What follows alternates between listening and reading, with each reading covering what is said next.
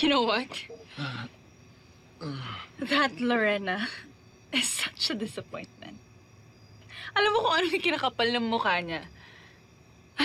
Sa diskarte naman siya nagkulang. Eh, bakit nga ba hindi mo pa sinumbong? Considering na you strongly believe she's the killer. Because she really is the killer. Eh, bakit nga hindi mo pa sinumbong sa pulis?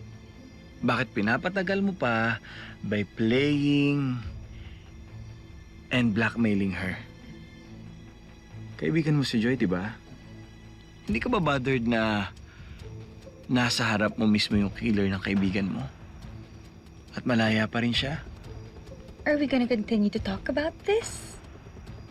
Or are we gonna go back to business? Inisip ko lang,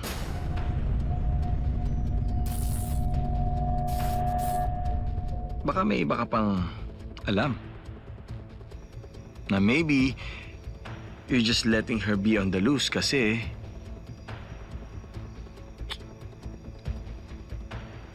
hindi talaga si Lorena ang totoong killer.